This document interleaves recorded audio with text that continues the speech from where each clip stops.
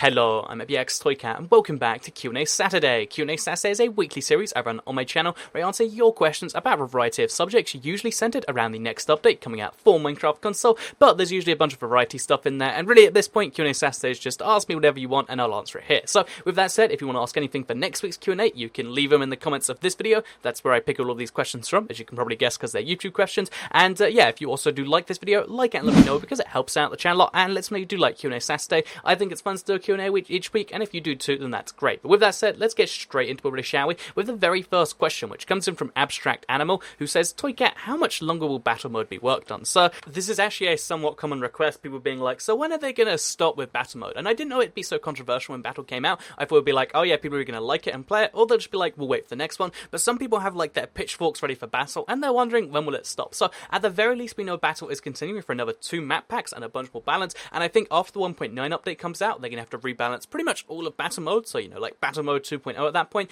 And we also know there's a bunch of stuff in the code which they never put into battle, which might be coming in the near future. So how much longer will battle be worked on? Well, we know there's at least 6 more maps coming, maybe more, probably more in fact, I'd say.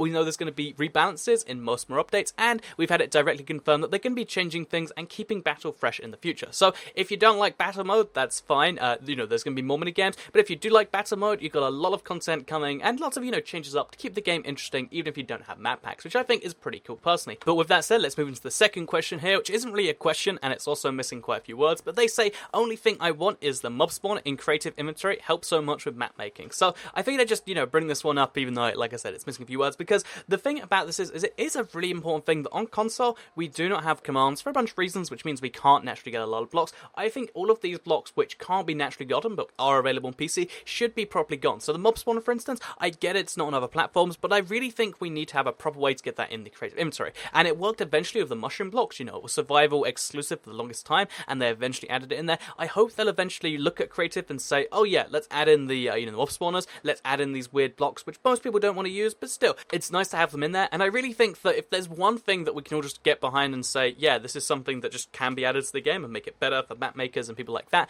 I think it has to be mob spawners in creative. So yeah, are you the sort of person that wants to complain about something, but you don't know what? I think something we should all say is mob spawners, because again, this is just one of those ideas that's like, yeah, it just adds to the game. You can argue like lag, but it's like there's a mob cap to stop that. So yeah, with that said, let's move to the second question here, which comes in from Ice Cream is Awesome, who says, I know you don't drive, but do you have a license? Also, I heard somewhere that every day you drive in London, you have to pay £15. Is that true? So yeah, to answer this question, do you have to pay £15 every day you're in London? You don't. You have to pay for a congestion charge, which might be £15 at this point. That's only in the very centre of London. I think it's Zone 1 London. And the basic idea behind that is you're not meant to drive in the centre of a city as big as London. So if you really, really have to, you pay the congestion charge. And yeah, it's like automatically done, and it doesn't really deter anyone. But yeah, the point behind it being that, you know, if you're in London, you should take public transport because it is very, very good there. But yeah, with that said, the second part is, I know you don't drive. Do you have a license? I do not have a license because, you know, generally in the UK, you get your license because, you know, you're like 17 and your parents give you lessons and that and that and that.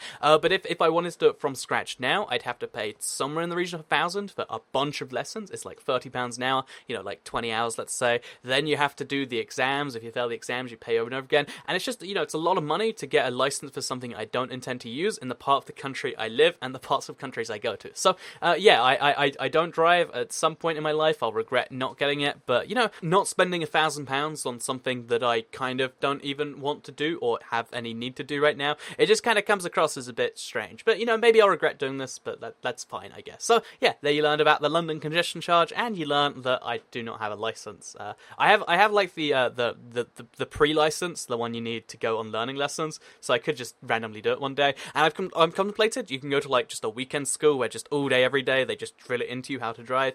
But again, it's expensive, and, you know, something money doesn't grow on trees. Although, I mean, you can technically argue it does, because... But the point being, let's move on to the next question here, which comes in from Stephen Cool123, who asks, do you curse off camera? So, this is a question I have a few people asking me now and then, because if you don't know, on this channel, I pretty much don't swear. It's not like, you know, it's like a hard set in stone rule, but it's one of those things where I'm just like, you know, I don't think it's actually going to add to any of the content I make, and it kind of removes from the message. I feel like if I do swear now, like if I swore in that Pokemon Go rant video, you would get the point, and maybe I probably should have done it. But yeah, that's the reason I do not curse in videos for the most part. It's just like, I'm gonna save it up and make it a real big deal, and that's kind of the best way to do in real life. Like, a lot of the time people go into this big, like, oh, it's censorship to stop people from swearing, and although, you know, you can kind of make an argument that way. I feel like the opposite way is much more true. You know that everyone has a friend that just swears every third word, and at that point it doesn't mean anything. Like, he'll call you insert bad word here just to say that you're his good friend. Whereas in real life, what I like to do is just I'll throw it out randomly, like once every, like, you know, like, I don't know, let's say once every few hours, just as a way to like throw some massive emphasis behind a statement, like,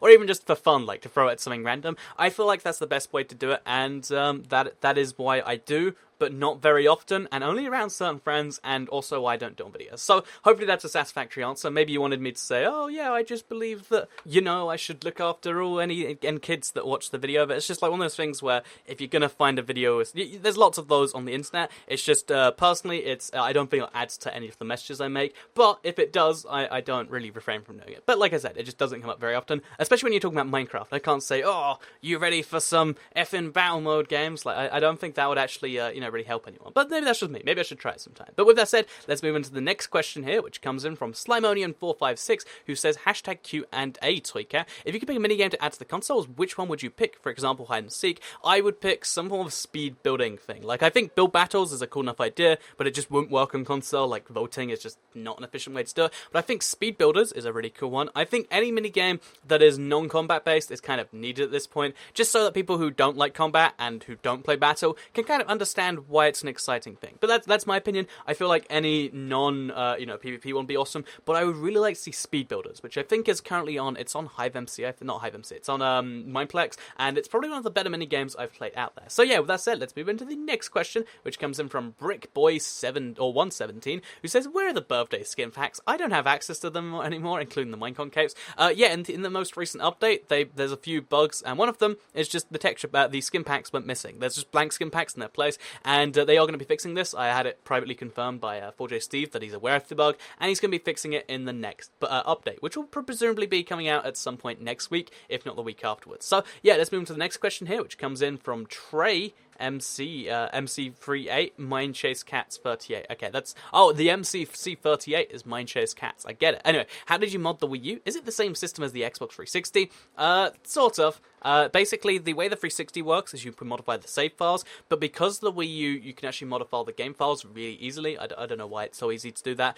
You can actually do some local changes that will affect people publicly. So I didn't actually do these myself. Again, I'm out of my depth when it comes to modding, but as I understand it, you can modify the in-game files. So for instance, you can modify a skin pack, so it will have different, looking skins in there. You can modify the battle files, so instead of, forcing you into survival, it lets you have all these extra privileges, it turns on the lives and stuff like that, and as long as you leave most of the files the same, you can still play in multiplayer, and other people will be affected by these changes, because if you just change your game to be creative, then of course, when I join, I'm going to be in creative too, and you can do some interesting stuff with this, but I think the really cool thing about it is there is actually a fix in the, again, it's been put in the game itself, so you can't do any of this in multiplayer, so yeah, I at some point, I will do a tutorial on how to get like a custom skin pack on the Wii U or something like that, because I think playing as like Pikachu on the Wii U would be even cooler than playing as like Shy Guy or whoever I play as right now. So yeah, that's the answer to your question. How do you mod the Wii U? You can mod the actual game files themselves really easily, I understand it, and that is how it works, differently to every other console, which is why you can see crazy stuff on there that you can't see elsewhere. So with that said, let's move on to the next question, which comes from the Derpy Gamer, and is pretty related, because they say, why do you think Nintendo is evil? And I made a joke about this last time. I was like, oh yeah, Nintendo's evil, and I just kind of brushed past it. I don't actually think Nintendo is an evil company. I think Nintendo of Japan is a really, a company that just doesn't understand the world, because if you don't know, this is admittedly me being a YouTuber and sticking up for YouTuber interests, so if you don't really care, that's fine. But basically what Nintendo does is if you upload any video of Nintendo, they have trackers that will, find your footage, and they will claim the video, so all of the money that video makes goes to them. And this is one of those ridiculous things, because although it makes some sense in principle, like you're playing our game and you're making money off it, therefore that's our money, although you can kind of make a claim that way, the reverse of that is if you have your commentary and you're making a whole separate product from it, then, oh, guess what, they're taking it anyway. Even if it's like literally you're protected by law, because it's an automatic system, you have to counterclaim and you have to take them to court just for them to not take your money off you, and that is something that is so ridiculous. And they do it automatically, they don't even make much money from it, they made it a principal thing to take from YouTubers, even when they legally cannot, and that is why Nintendo is evil in my head. I feel feel like if you're, if you have a principle behind something, that's fine. If you have a principle behind something, you turn it to action, that's fine. But if you then have a principle that breaks the law in the country that you're trying to do that from, and you're just hoping people won't go after you, because YouTubers aren't going to sue Nintendo, then I think that's evil. I think it's not evil, but it's misguided, and only Nintendo of Japan wants to do it, so that is why I think they're evil, and I just don't understand. And that's why I don't play Nintendo games on my channel. It's a boycott, but also, if I do, they'll file a copyright thing on my channel, and that's not a good thing as a YouTuber. So, yeah, with that said, let's move on to the next question here, which comes in from Epic Dog, who asks, Toycat, if you could make any map for battle, what would the theme be?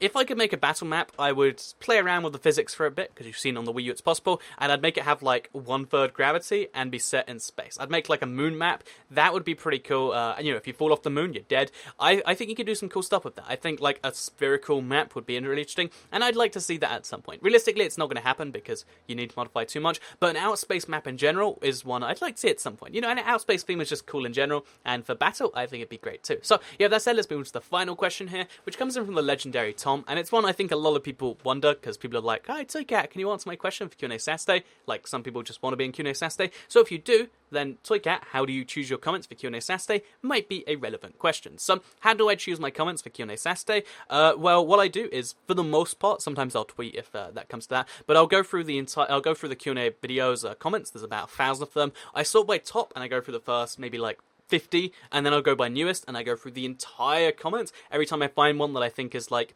either it's it's kind of a common question, like it's relevant to this week, or it's one that I think there's an interesting answer to, or I just think it's one of those things that should be out there, or it's a well put question, I'll go through that. The reason I don't go through 99% of questions is because a lot of them are really, really either stuff I've answered a million times. Every week I get 20 questions about, hey Toycat, how do you get custom skins on, or when a custom skin's coming, or Toycat, what about banners, stuff like this. I get that every single week, and there's no point me answering, so I have to ignore all of those. A lot of questions aren't questions, they're just like, hey Toycat, trains. And it's like, okay, there's a lot of stuff like that. So I try to skip through the ones that I can actually coherently respond to. And yeah, if you ask any normal question about any normal thing, and I think there's an answer in it, then I'll pick your question. And if I go through all of the comments, and I don't have 10, which is what I roughly go for, I'll ask on Twitter, and that's why sometimes you'll see some tweets in here. So yeah, there's the answer to your question, the legendary Tom. Keep being legendary, I guess. So yeah, thank you all very much for watching this video. I hope you did all enjoy it. If you did, like it and let me know, because it helps out the channel a lot, and lets me know you do like QnA Saturday. Share the video if you really liked it, and subscribe if you're new around here. I make videos like this every single day on my channel, and if subscribed, you'll see them daily on your homepage. I'm going to be doing something with vlogging on the second channel, and also, as always, check out usamazon.ibxtoycat.com if you would like to, get yourself a free Amazon Prime membership. It does help out the channel a lot, and I know that's nice if you want to do that. But if you don't, then that's fine too, because I'll see you all in the next video. Goodbye, everyone.